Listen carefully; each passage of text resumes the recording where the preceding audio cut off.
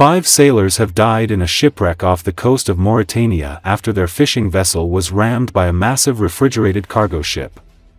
21 sailors, among them 1 Russian and 3 Spanish nationals, survived the incident. Social media platforms have shared the footage from the site of the collision. The incident occurred in calm seas and clear weather when the 105-meter floating fish vessel Right Whale, flagged in Gambia, collided with the freezer trawler Tafra 3, flagged in Mauritania, the maritime executive reported. According to the publication, the Right Whale's bow struck the Tafra 3 on its starboard side and the collision occurred while the fishing vessel was fishing. Following the collision, the fishing vessel listed to starboard and sank to a depth of approximately 50 meters. Due to the speed of its descent, the crew was unable to deploy the life rafts, which were subsequently released automatically by the hydrostatic drive. The Mauritanian Coast Guard dispatched a patrol boat to coordinate a search and rescue operation with the support of local fishing vessels and a Spanish helicopter.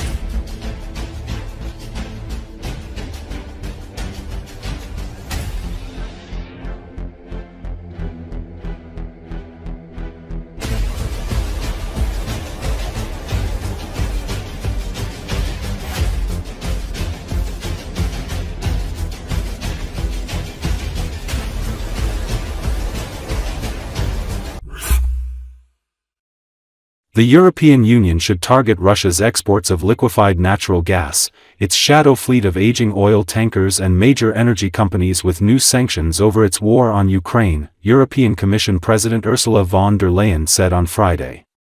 It is time to turn off the tap, von der Leyen said in a video statement.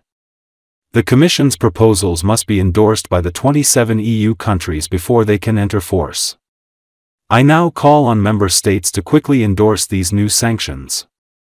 We want Russia to leave the battlefield and come to the negotiation table, and this is the way to give peace a real chance, von der Leyen said.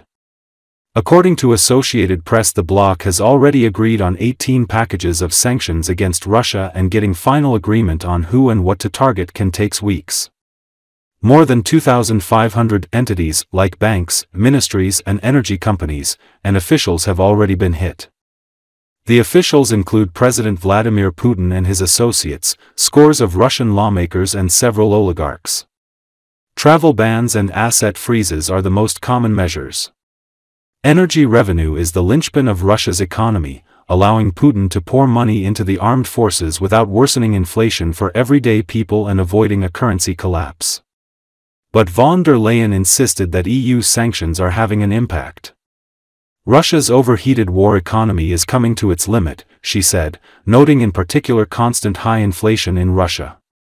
Among the Commission's proposals, 118 additional vessels from Russia's shadow fleet of ships transporting oil would be targeted, bringing the total hit to over 560. Major energy trading companies Rosneft and Gazprom Neft will now be on a full transaction ban, and other companies will also come under an asset freeze if the measures are endorsed, von der Leyen said. Part of the plan, she said, would be to go after those who fuel Russia's war by purchasing oil in breach of the sanctions. Von der Leyen said that the Commission wants to target refineries, oil traders, petrochemical companies and third countries including China. The sanctions would also include export restrictions on items and technologies that can be used on the battlefield. Unfortunately, over the past month, Russia has shown the full extent of its contempt for diplomacy and international law. It has launched some of the largest-scale drone and missile attacks against Ukraine since the beginning of the war, striking government buildings and civilian homes alike, hitting our EU office in Kiev, the representation of our union. The threats to our union are also rising. In the last 2 weeks, Russian Shahid drones have violated our union's airspace, both in Poland and in Romania. These are not the actions of someone who wants peace. Again and again, President Putin has escalated, and in response, Europe is increasing its pressure. This is why today I'm presenting the 19th package of sanctions. Russia's war economy is sustained by the revenues from fossil fuels. We want to cut these revenues. So we are banning imports of Russian LNG into European markets. It is time to turn off the tap. We are prepared for this. We have been saving energy, we have been diversifying supplies, we've been investing in low-carbon sources of energy like never before. And today these efforts pay off. We are now going after these who fuel Russia's war by purchasing oil in breach of the sanctions. We target refineries, oil traders, petrochemical companies in third countries, including China. In 3 years, oil revenues from Russia have gone down in Europe by more than 90%. Now we're turning that page for good. Our economic analysis is clear. Our sanctions are severely affecting the Russian economy. The interest rate is at 17%. Inflation is persistingly high. Russian access to finance and revenues are consistently decreasing. And Russia's overheated war economy is coming to its limit.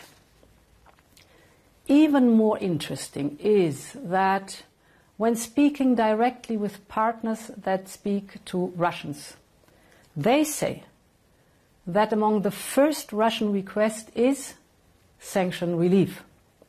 So we know that our sanctions are an effective tool of economic pressure. And we will keep using them till Russia comes to the negotiation table with Ukraine for just and lasting peace. We will continue to use all the tools at our disposal to bring this brutal war to an end. I now call on member states to quickly endorse these new sanctions. We want Russia to leave the battlefield and come to the negotiation table. And this is the way to give peace a real chance.